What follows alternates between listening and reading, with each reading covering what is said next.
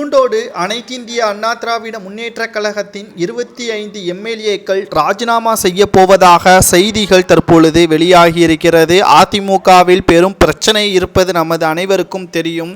Sasikala, OPS, TTV Dinakaran இவர்களை மீண்டும் அதிமுகவில் இணைக்காமல் இருந்தால் நிச்சயமாக நாங்கள் ராஜினாமா செய்வோம் என்பதற்கேற்ப கடைசியாக நடந்த ஆலோசனை கூட்டத்தில் அதிரடியாக எம்எல்ஏக்கள் தெரிவித்திருப்பது பேசும் பொருளாக மாறியிருக்கிறது. ஒரு பக்கம் அதிமுகவின் தொண்டர்கள் யாருக்கு ஆதரவுகளை தெரிவிக்க வேண்டும் என்ற மிகப்பெரிய ஒரு குழப்பத்தில் இருக்கக்கூடிய சூழ்நிலையில், மறுபக்கம் அதிமுகவில் பன்னீர்செல்வம், சசிகலா, டிடிவி தினகரன் இவர்களை இணைக்க வேண்டும் என்று எம்எல்ஏக்கள் கூறிக்கொண்டு வருகிறார்கள். முன்னாள் அமைச்சர்களும் இதையே தெரிவித்து வருகிறார்கள். தொடர்ச்சியாக அதிமுகவின் தோல்விக்கு மீண்டும் ஒரு மிகப்பெரிய ஒரு தோல்வியை 2026 அதிமுக முன்னிறுத்தி வைக்கக்கூடாது என்பதையும் தெரிவித்திருக்கிறார்கள். இந்த சூழ்நிலையில்தான் அதிமுகவை பொறுத்தளவிற்கு 2026 மிகப்பெரிய ஒரு சோதனை களமாக மாறிவிடக்கூடாது என்பதற்காக அதிமுக 2026 சட்டமன்ற தேர்தலில் ஒருங்கிணைந்த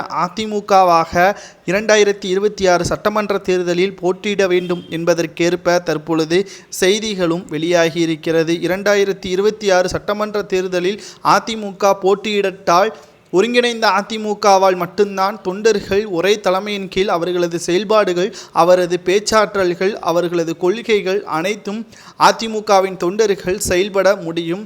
ஒரு தொகுதியில் ஓபிஎஸ், சசிகலா, டிடிவி தினகரன், எடப்பாடி என்று 4 அணியாக அதிமுகவில் உள்ள தொண்டர்கள் பிரிந்து கிடந்தால் எப்படிதான் வெற்றியடைய முடியும்? இவர்கள் ஒருவருக்கொருவர் போட்டி, பொறாமை, மேலும் அடிதடி என்ற பிரச்சனைகளும் தொகுதிகளுக்குள்ளே நம்மால் பார்க்க முடிகிறது. மதுரை அதிமுகவின் கோட்டையாக இருந்தது. ஆனால் தற்பொழுது எடப்பாடி பழனிசாமி அவர்கள் அந்த கோட்டையை சுக்குநூறாக உடைத்து விட்டாரா என்று செல்லூர் ராஜு அவர்களே கூறும் அளவிற்குத்தான் மாறியிருக்கிறது.